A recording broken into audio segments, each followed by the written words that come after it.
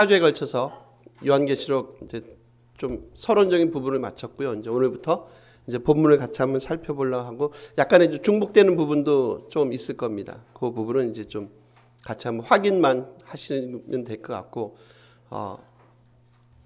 그 원래 그 1장 1절에서 이제 8절까지는 보통 이제 서론의 또 서론, 그래서 보통 이제 서론 프롤로그라고 이제 보통 이제 그렇게 많이 지칭합니다. 서론의 이제 그 또 다른 서론으로 1절에서 8절까지고요.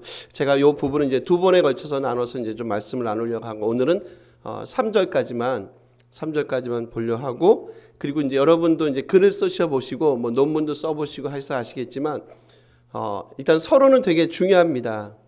그리고 이제 서론의 또 서론, 프롤로그, 보통 이제 서언이라고 불려지는 그 부분은 되게 중요해요. 왜냐하면 이제 이런 것 때문에 그래요. 내가 하고 싶은 얘기를 여기에 다 압축적으로 심어 놓죠. 그죠?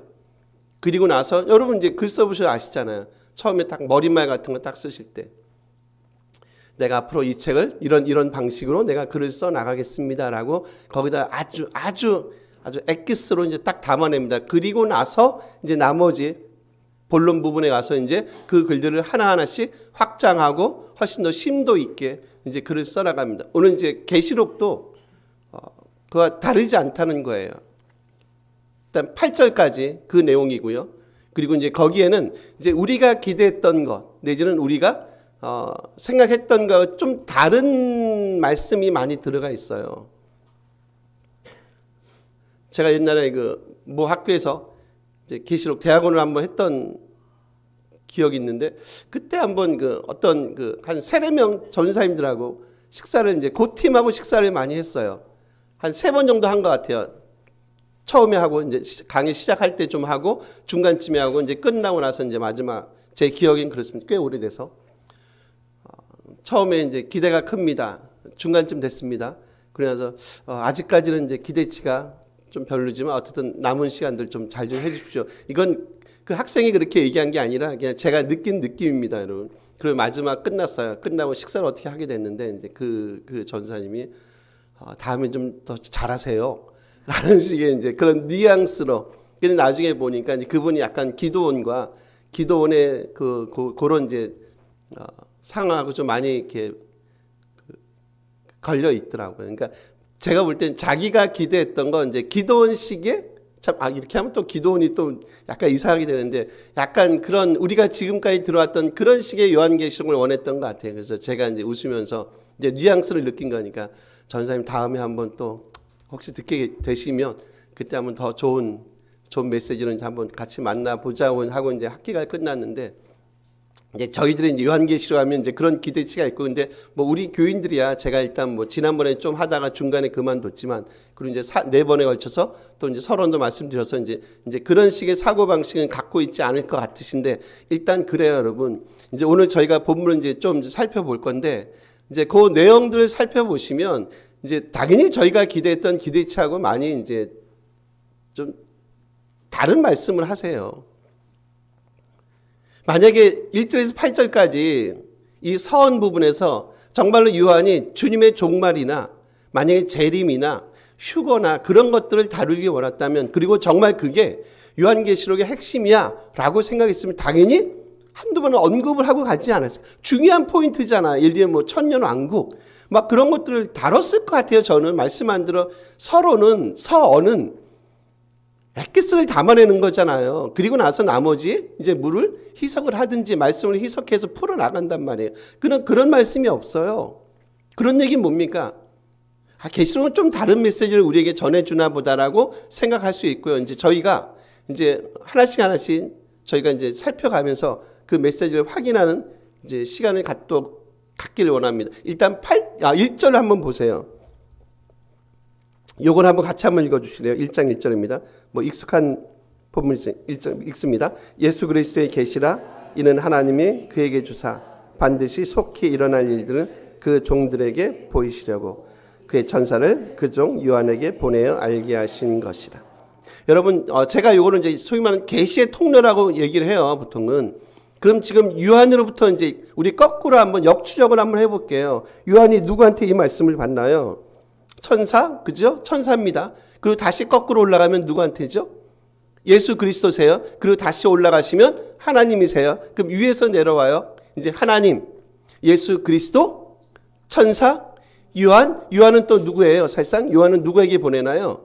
교회에게 보냅니다. 그러니까 1세기 교회지만 어떻게 보면 지금 이 시대에 살아가는 지금 이 시대의 교회에게 이 메시지를 보내신다고 여러분 한번 적용을 시켜봐도 크게 당연히 다르지 않습니다.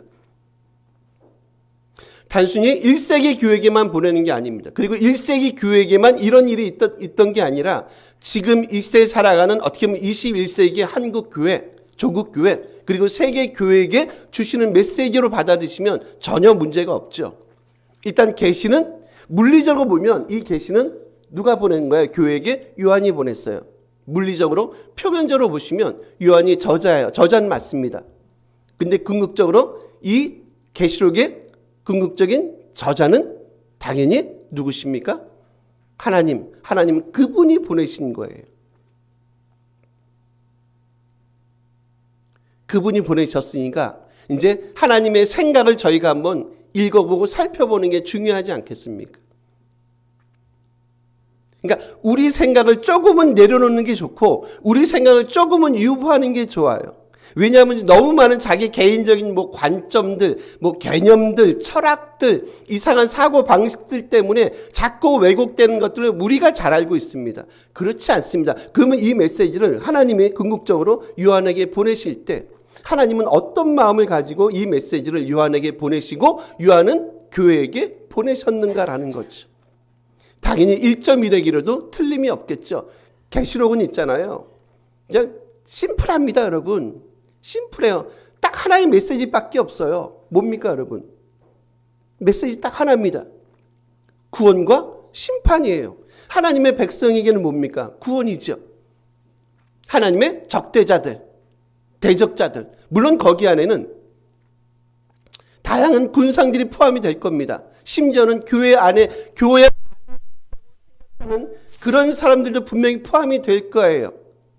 그래서 7교회 안에 지금 저희가 나중에 보겠지만 7교회 안에 다양한 사람들이 지금 소개가 되어 있고 다양한 적대자들이 소개가 되어 있지 않습니까? 예를 들면 이세벨의 가르침을 따라가는 사람, 발람의 가르침을 따라가는 사람, 자기 만족에 빠져서 이런들 어떠하리 저런들 어떠하리 삶을 살아가는데도 불구하고 전혀 문제가 없는 사람 등등의 사람들이 어디 안에 있습니까? 세상에 있지 않습니다, 여러분.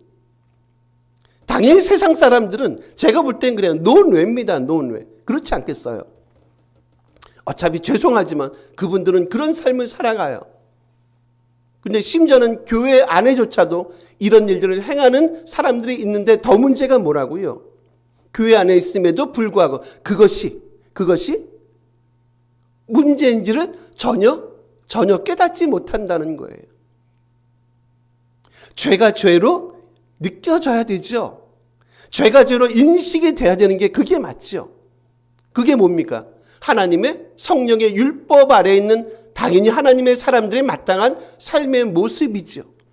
근데 죄가 죄로 느껴지지 않아요.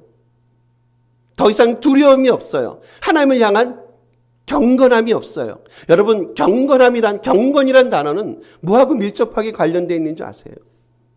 그거 이제 1세기 관점으로 표현하면 경건이란 단어는 말씀, 율법과 밀접하게 관계가 있어요. 그래서 율법대로 행하는 사람을 그 당시 사람들은 뭐라고 얘기하면 이 사람은 참 경건하지 라고 얘기해요. 그래서 우리가 강조할 게 그렇구나. 말씀 안에 율법, 말씀 안에 거하는 삶. 그게 뭐라고요? 그거 경건한 사람이에요. 너무 이상한 능력의 차원 그런 거 보지 마시고 하나님의 말씀대로 살아가는 사람, 주의 계명을 지키는 사람, 흠이 없이 이 땅에서 하나님의 능력, 말씀을 사모하면서 그분만 바라보는 사람 누구라고요? 이런 사람 경건하고 이런 사람을 의인이라고 칭하지 않습니까? 다시 이 내용을 정리합니다. 계시의 통로입니다. 물리적인 저자는 마치 요한처럼 보이지만 요한은 아닙니다. 궁극적으로 이 내용을 썼던 분은 누구라고요? 하나님 그분이 썼다는 얘기. 그 얘기는 뭐냐면 절대로 이 말씀은 변하지 않을 겁니다. 반드시 이 말씀대로 그렇게 이루어지고 성취가 될 겁니다. 그러니까 끝까지 믿음을 지키고 계명을 지키고 하나님의 말씀대로 살아가려고 몸부림치는 하나님의 백성들에게 있어서 이 말씀은 뭐가 되겠습니까? 엄청난 위로와 소망이 되지 않겠습니까? 그렇지 않은 사람들에게는요, 두려움으로 오셔야 되죠. 두려워야 되죠. 하나님의 율법을 뛰어넘는 방식으로 자기만의 방식으로 교회 안에서조차도 그런 삶을 살아가는 사람들은 두려움과 떨림으로 자기들의 구원을 이뤄가는 게 맞지요. 우리 1절 바로 앞에 보세요. 이는 하나님의 예수 그리스도 계시라. 이는 하나님의 그에게 주사 반드시 속히 일어날 일들이라고 얘기해요, 여러분. 속히란 이 단어 자체는 여러분 시간적인 개념보다는요, 당위성이나 필연성의 의미로 보시는 게 좋습니다. 빨리 오시겠네. 그런 개념보다는요, 빨리 오시겠네라는 것보다는 반드시 하나님의 이 계시의 말씀, 하나님의 이 말씀은 어떻게 해요? 반드시 그렇게, 그리고 필연적으로 그렇게 이루어질 겁니다. 어떤 내용이요? 하나님의 백성들에게는 뭘로 오신다고요? 당연히 구원으로 오시고요. 하나님의 백성이 아닌, 영접하지 않는, 비록 교회 안에 있지만 말은 입만 사랑하고 입만 열면 메시지를 전하고 입만 열면 뭐 같이 기도해요 라고 하는 심지어 그런 사람들에게조차도 이것이 뭘로 올 수 있다는 거예요. 하나님의 심판의 말씀으로 올 수 있습니다. 반드시 그렇게 와요. 당위와 필연성을 강조하는 단어란 말이에요. 주님의 발자국을 들으려고 애쓰실 필요 없어요. 그날과 그때는 뭐라고요? 아무도 모릅니다. 어떻게 살아가시라고요? 마치 그날이 오늘인 것처럼 오늘 하루를 주님 앞에 신실하게 살아가시는 것. 제가 늘 강조하는 영원히 산다. 영원은 언제입니까? 영원은 현재임을 끊임없이 기억하시는 것. 주님이 우리에게 그 놀라운 구원이란 영생이란 보상을 기대하시면서 이 땅에서 신실한 하나님을 향한 그 약속을 놓치지 않고 살아가는 것, 그게 부름받은 성도의 삶임을 다시 한번 기억했으면 좋겠습니다. 제가 엊그저께 진짜 오랜만에 산에를 좀 올라갔다 왔습니다. 지금 무릎이 좀 안 좋거든요. 시큰시큰. 많이 힘들더라고요. 오랜만에 진짜 진짜 1년도 된 것 같아요. 잘 요즘 운동을 좀 안 해서. 막 올라가는데 되게 많이 힘들었어요. 약간 이제 높이는 좀 있던 산이거든요. 그래서 이제 쭉 올라가는데 제가 갑자기 그 생각이 나는 거예요. 구레네 시몬 생각이 나는 거예요. 어쨌든 억지로 주님의 십자가를 지고 이제 올라갔잖아요. 근데 저도 이제 막 가다 보니까 아직도 한참 남은 거예요. 조금 이제 높이는 있는 산인데 많이 높지는 않습니다. 제 수준의 높은 산에 가겠어요. 근데 쭉 가다 보니 이제 거의 다 왔겠지 생각하는데 그러니까 아직도 한참 남은 거 한 2km인가 남은 거예요. 그래서 뭐야 이렇게 한참 꽤 온 것 같은데 근데 거의 이제 저희가 중반쯤 가서 잠깐 쉬었거든요. 어떻게 해야 돼요? 가야 돼요? 말아야 돼요? 온 게 너무 아깝잖아요. 올라가야지. 근데 제가 올라가야지 하는 그 마음속에 한 가지 생각이 있었어요. 그게 뭔지 아세요? 아까 제가 구레네 시몬 얘기했죠. 어떤 구레네 시몬이 억지로라도 십자가를 지고 나니까 그 가문이 진짜 믿음의 가문으로 남잖아요. 제가 올라가고 싶은 마음 딱 한 가지가 있었어요. 그게 뭔지 아세요? 단풍이에요. 그 마지막 정상의 뷰를 보고 싶었어요. 지금 단풍이 좋잖아요. 그거 하나 때문에 제가 올라갔습니다. 그래서 막 헐떡거리면서 그래도 올라가는 건 괜찮은데 아시다시피 내려오는데 양쪽 무릎이 너무 시려가지고 내가 벌써 이렇게 됐나. 보상입니다. 보상. 그 전망 가장 정상에서 밑에를 내려보는 그 절경이란 그 보상 때문에 제가 그 길을 포기하지 않았습니다, 여러분. 저는 이제 그 생각하면서 이제 구레네 시몬 생각도 하고 여러 가지 생각을 했어요. 이게 우리 성도의 삶일 수 있겠다는 생각이에요. 힘듭니다. 힘 안 드는 일단 삶 자체가 힘들어요. 만만치 않습니다. 거기다가 신앙인의 삶을 살아간다는 것은 지금 이 땅에서 훨씬 더 힘든 것 같아요. 근데 우리로 하여금 이 길을 완주할 수 있게 만드는 게 있다는 거예요. 그게 뭐라고요? 단풍입니다. 그게 뭡니까? 구원이라는 어떻게 보면 그 단풍. 영생이라는 그 한 가지 그 약속, 성취 그거 갖고 그것 때문에 제가 그 힘든 길을 올라갔어요. 여러분 계시록을 받았던 7교회 교인들도 마치 그렇지 않을까요? 힘듭니다. 세상 속에 하나님의 사람으로 살아가는 게 쉽지 않습니다. 대부분 그런 삶을 살아가잖아요. 이런들 어떠하리 저런들 어떠하리 삶을 살아갑니다. 믿음을 지키는 거 쉽지 않습니다. 지금 찬양 불렀던 것처럼 우리가 믿고 가는 거 쉽지 않습니다. 주님의 소망 가운데 그 길을 걸어가는 거, 앞만 보고 또박또박 걸어가는 거 결코 쉽지 않으실 겁니다. 근데 우리에게 한 가지 목표가 있어요. 그 끝에 올라가서 전망대 마지막 최고봉에 올라가서 뭘 보시는 겁니까? 그 단풍이 우리의 모든 고통을 한 방에 날려버리지 않겠습니까? 구원이란 그 엄청난 보상이, 영생이란 그 보상이 우리의 모든 힘듦과 우리의 모든 고통을 한 방에 날려버리지 않을까요? 주님은 반드시 그런 일들을 행하십니다. 우리에게는 구원을, 그렇지 않은 저들에게는 심판을, 이 구원의 약속의 소망을 부여잡고 끝까지 이 조금은 오르막길일 수 있는 우리의 삶을 감사함으로 걸어가시는 것. 그게 성도의 삶이 아니겠냐는 거죠.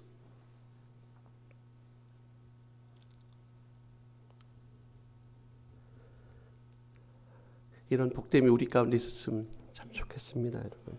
우리 3절 같이 한번 읽어보실래요? 3절 읽겠습니다. 이 예언의 말씀을 읽는 자와 듣는 자와 그 가운데 때가 가까웁니다. 요 1장 3절은 저희가 이제 그때 한번 설명을 드렸어요. 이제 그때 설명을 드리지 않았던 부분을 다시 말씀드릴게요. 여기 보시면 그 헬라어는 있잖아요. 복 있다는 단어가 마카리오스라는 단어인데 헬라어는 좀 강조를 원하면 그 단어 자체를 앞으로 문장의 맨 앞으로 빼버립니다. 근데 이제 지금 우리 한글하고 좀 순서가 달라요. 맨 앞에 지금 나오는 헬라어 단어가 뭐냐면 복이란 단어입니다. 복 있다. 란 단어. 그러니까 마카리오스란 단어가 맨 앞으로 나와요. 그럼 지금 이 3절에서 강조하고 싶은 건 뭘까요, 여러분? 복이란 단어입니다. 근데 이 복이란 단어가 흥미롭게도요, 계시록에서 몇 번 나오냐면 7번 사용이 돼요. 제가 이전에 논문 쓸 때는 별로 이렇게 주목하지 않았던, 제가 그냥 스쳐 지나갔거든요. 스쳐 지나갔는데, 제가, 최근은 아니지만, 가만 있어봐. 요게 복된 단어, 마카리오스라는 단어를 좀 봐야 되겠네라고 생각을 했고, 그리고 이제 이번에 계시록을 보면서, 복이라는 단어가 7번 사용돼요. 그러면 이제 여러분에게 질문 드리고 싶은 게 있어요. 저희가 이제 요한복음을 얼마 전에 마쳤어요. 요한복음에 요 동일한 단어입니다. 복이란 단어가 몇 번 쓰인다라고 제가 우리 지난주에도 얘기했어요. 2번 쓰여요. 그죠? 섬김이 복이라고 얘기했어요. 제가 오늘 또 부엌을 가야 될 것 같은 느낌이 드는데, 섬김이 복이라고 얘기했고 보지 않고 믿는 게 복되다 얘기했습니다. 지금 계시록에서 복이란 단어가 몇 번 나온다고? 7번 사용돼. 근데 대부분의 그 7번이 여러분 우리가 기대했던 그런 복하고 달라요. 예를 들면 이런 게 있어요. 깨어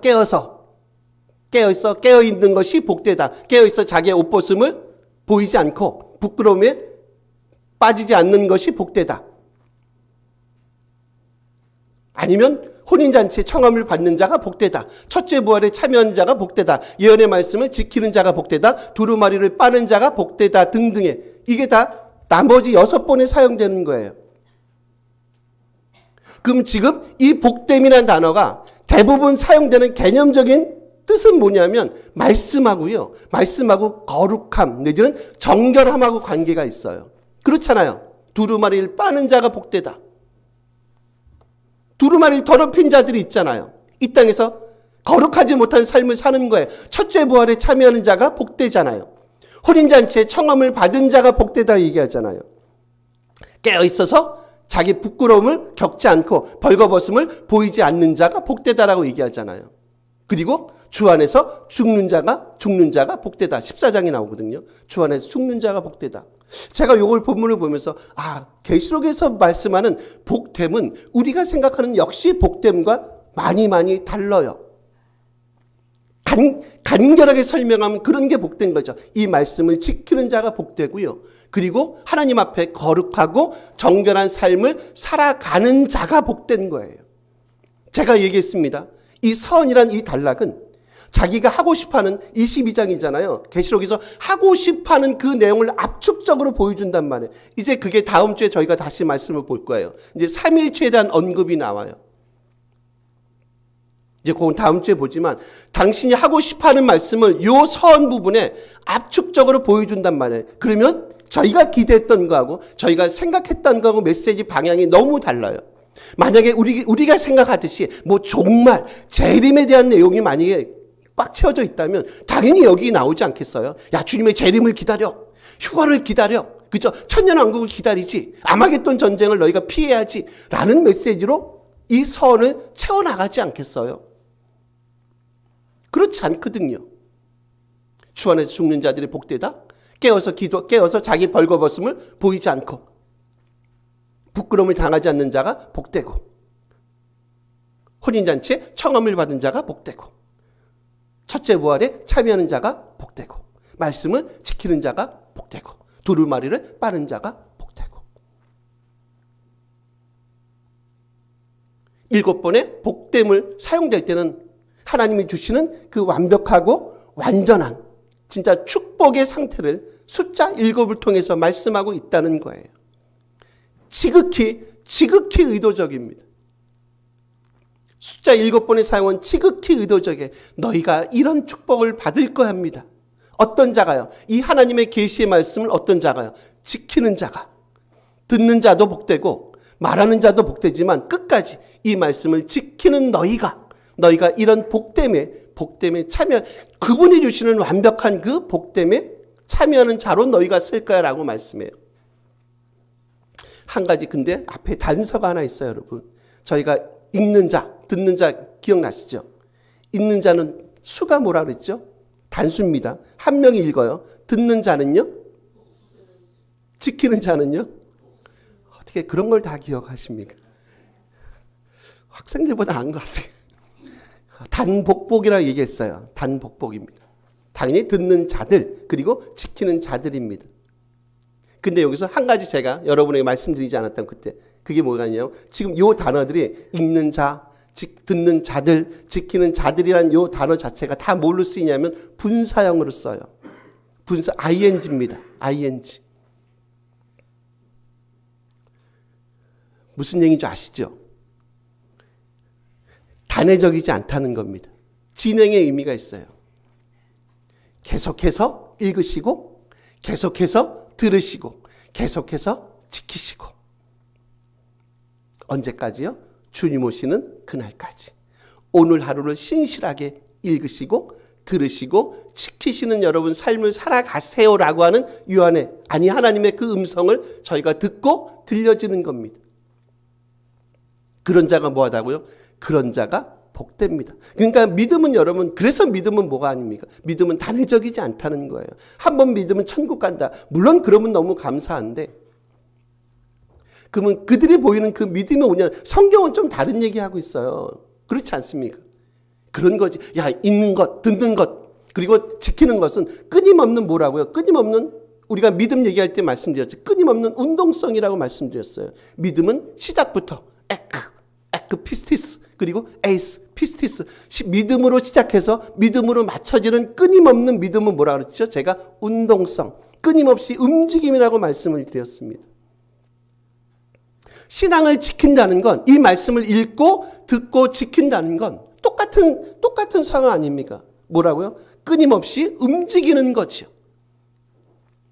끊임없이 움직임을 보이지 않으면 하나님의 이 복됨에 참여할 수 있는 그 은총을 놓쳐버릴 가능성이 많습니다.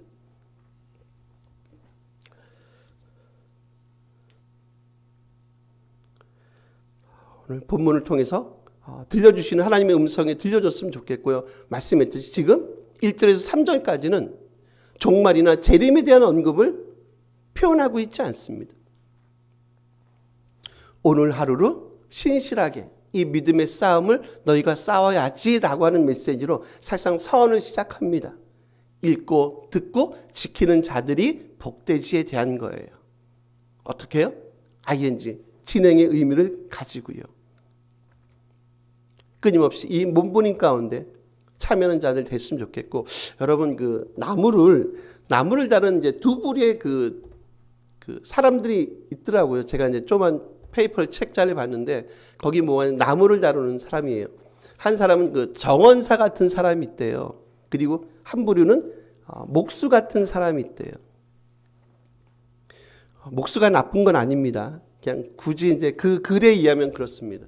여러분 어떤 나무를 다루는 사람이 여러분 딱 느끼면 좋으실 것 같습니까? 유미사님이 요즘 기도를 많이 하시는 것 같아요. 정원사 같은 사람이 있고 목수 같은 사람. 목수는 죽은 나무를 다루잖아요.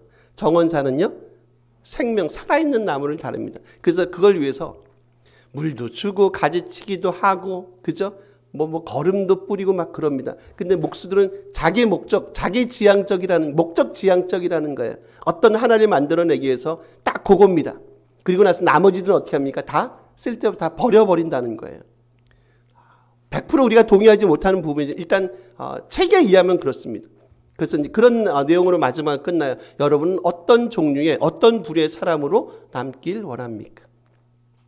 지극히 목적 지향적인, 생명이 없는 목적 지향적인, 그러니까 나무를 우드로 보길 원합니까? 아니면 이 나무를 살아있는 트리로 보기를 원합니까? 라는 내용을 갖고 있는 그 페이퍼를 잠깐 살펴봤습니다.